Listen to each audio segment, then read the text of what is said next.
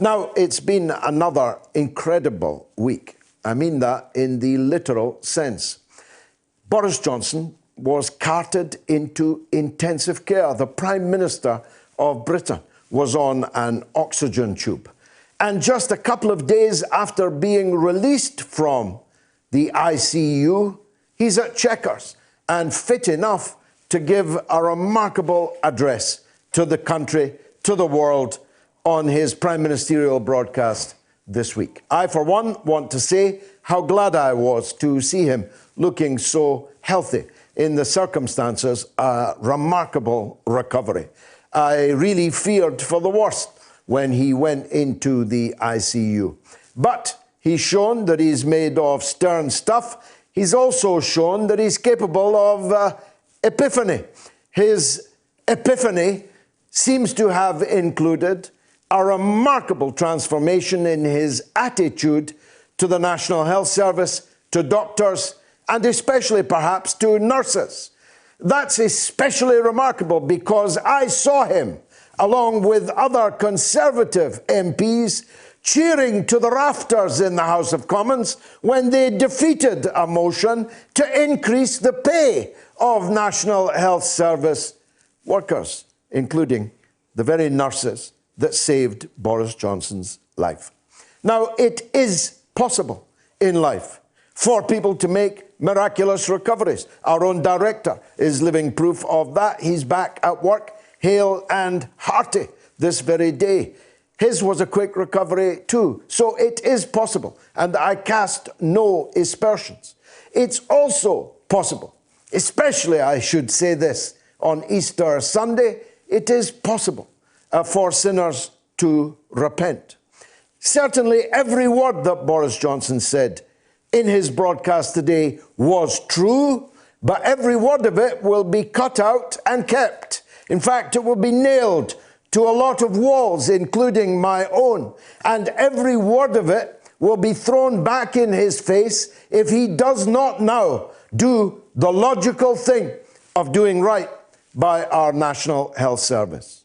That means, Prime Minister, that you have to pay them fairly what you now know that they are worth. That means, Prime Minister, that you need to fund the service in which they work adequately. That means, Prime Minister, that you have to equip and protect them safely as they continue to battle with this unseen enemy of which you spoke today. It is necessary, Prime Minister, for you to take that precious heart of the nation, as you described it, back wholly into public ownership, into the public sector. It is time for you to kick the money changers out of the temple, to overturn their tables, to send Richard Branson and the other buccaneers packing, and make sure that our NHS is in wholly public hands. And one last thing, as I pioneered here last week, and which is now the official policy of Her Majesty's opposition, it would seem you need to cancel the student debt of every employee in the National Health Service. If you did those things, Prime Minister, the country would clap you on Thursday, along with the National Health Service workers. If you do these things, then people will love you, actually. But if you don't do them, and if you fall far short of doing them, then many people are going to consider you one of the largest walking hypocrites ever to stroll the highways and byways of this green and pleasant land. Mind you, Boris Johnson would never have been the Prime Minister, and Theresa May would have been the briefest Prime Minister in history if it were not for the active sabotage by the Parliamentary Labour Party and by the upper and middle and lower echelons of the Labour Party's headquarters staff in the run-up to the general election of 2017. Jeremy Corbyn failed to become our Prime Minister on that occasion, despite achieving 40% of the vote, despite lifting the Labour vote by a greater number of votes than any Labour leader ever since Clement Attlee in the Labour landslide of 1945. Jeremy Corbyn fell just under 2,500 votes short of achieving a parliamentary majority. That's all. 2,370 or so. If these had fallen in the right constituencies, Boris Johnson would never have been the Prime Minister. Jeremy Corbyn would have now been into his third year as Prime Minister of Great Britain. How do I know all this? Well, I've always known it, and so have many of you, but I've never been able to prove it before. But now I can. Because the leaked report, copious, compendious, encyclopedic report from the Labour Party itself, designed to be handed to the Equal Rights and Human Rights Commission, ECHRC, this report, which has now been suppressed by the new Labour leadership, Sir Keir Starmer et al., is the most obscene publication that I have ever read. I have never quite read. In fact, I felt a rising sense of revulsion as I saw the WhatsApp group messages, as I saw the texts, as I saw the emails between the General Secretary of the Labour Party and directors of various departments in the Labour Party, actively sabotaging the Labour general election campaign, actively undermining their own party's chances of winning, and their recoiling in horror when Labour began to catch up. They're recoiling in terror at the possibility that Corbyn might be in number 10 Downing Street come Friday. I have read, seen, experienced a lot of things in my life, but I've never read anything quite like the suppressed report that Keir Starmer must publish.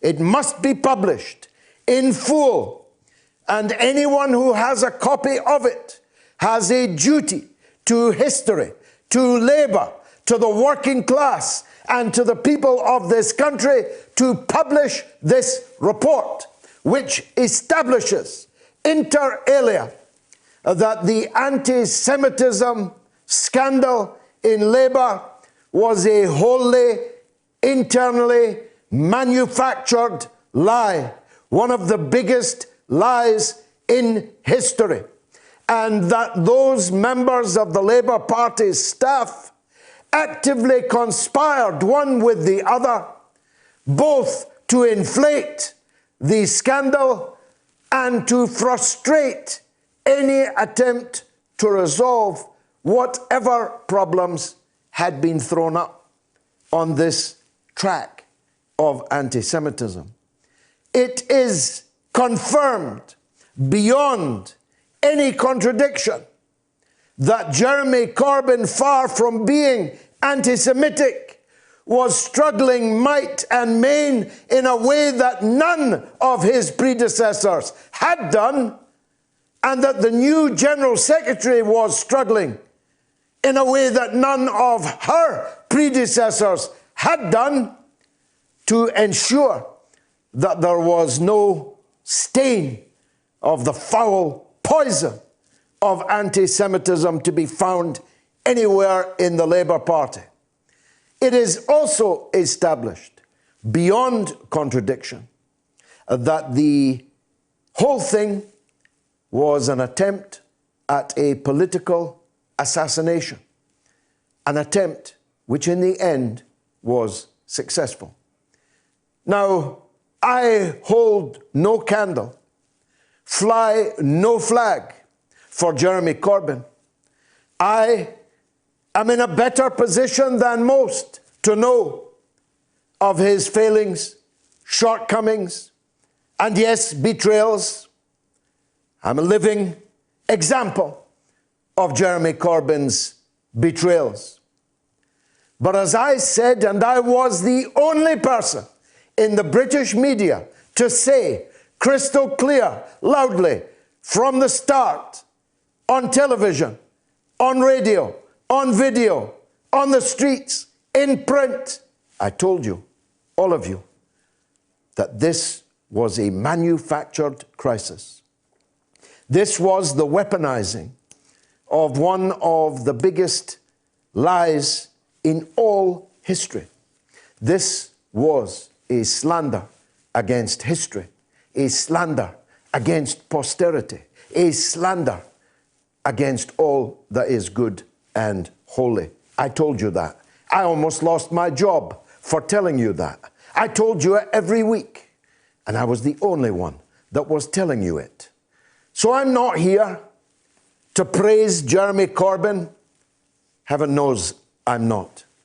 But I am here to damn forever those that were ready to cheapen, to devalue, to coarsen the sacred duty of all people to fight racism and to fight anti-Semitism, arguably the most poisonous strain of racism, certainly in centuries, one which cost 6 million Jews their lives and scarred the lives of those who miraculously escaped the gas chambers and the concentration camps.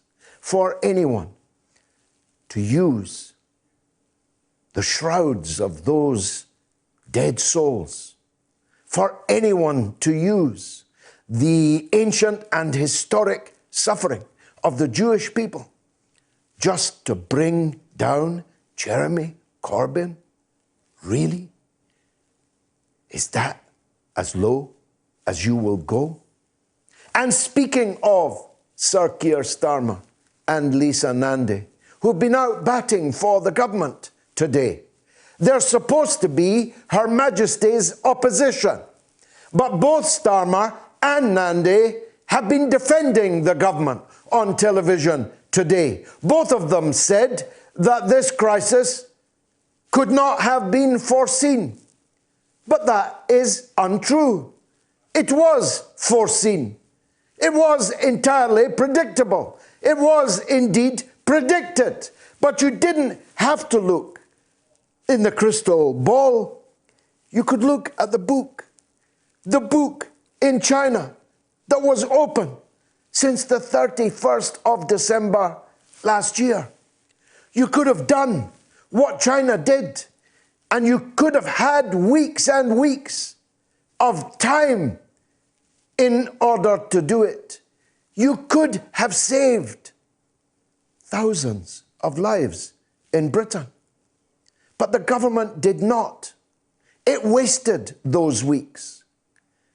It flirted with the eugenicist poison of herd immunity, where all of us will take it on the chin and the devil will take the hindmost. And by the hindmost, we mean your mother and father, grandmother and grandfather, elderly aunt and elderly uncle. And then it lurched to a lockdown that isn't a lockdown at all. Then it promised testing, which it has never delivered, never delivered. Then it promised that the hardware, the ventilators, all the things that the NHS needed would be ordered, albeit from a vacuum cleaner manufacturer who'd never made a ventilator in his puff. But they never arrived. They said, Hancock said in print, that we were well stocked with personal protection equipment, that we had no need for more masks, more aprons, more gowns. But we did. And then they promised that they'd ordered them. But they've only just arrived on Friday. They claim, I'll wait myself to see if that claim is any more true than the previous claims. But in any case, what they claim that they have secured is not sufficient even for the NHS. And it's completely missing for transport workers who are now dying like flies as a result of a lockdown that isn't a lockdown, that leaves buses and tube trains packed like sardines. The passengers, no doubt, infecting each other, and without doubt, infecting and killing our transport workers. I was in a shop yesterday. None of the staff had masks. Nobody seems to have masks, unless, like me, you've trekked 100 pharmacies and had the means to pay through the nose in order to buy them. No testing, no PPE, not enough ventilators, not enough intensive care beds. Isn't that what the leaders of Britain's opposition should be saying? Shouldn't the leaders of Her Majesty's opposition be opposing in order to keep ministers and government on its toes? You would have thought so. And lastly, Bernie Sanders has thrown in the towel again. Like the grand old Duke of York, though with far more than 10,000 men, he marched them up to the top of the hill and he marched them down again. Last time, it might have been forgivable. Hillary Clinton was a formidable political operator. Donald Trump, an unknown quantity, and in any case, not expected to win. But to march them down the hill again this time, Bernie, and expect your supporters to vote for creepy, sleepy Joe Biden, a man accused of rape, is asking too much. They will not do it. You just guaranteed that Donald Trump will be the next president of the United States, just as Hillary Clinton guaranteed it on the ballot paper last time. This, I promise you, is going to be the mother of all talk shows.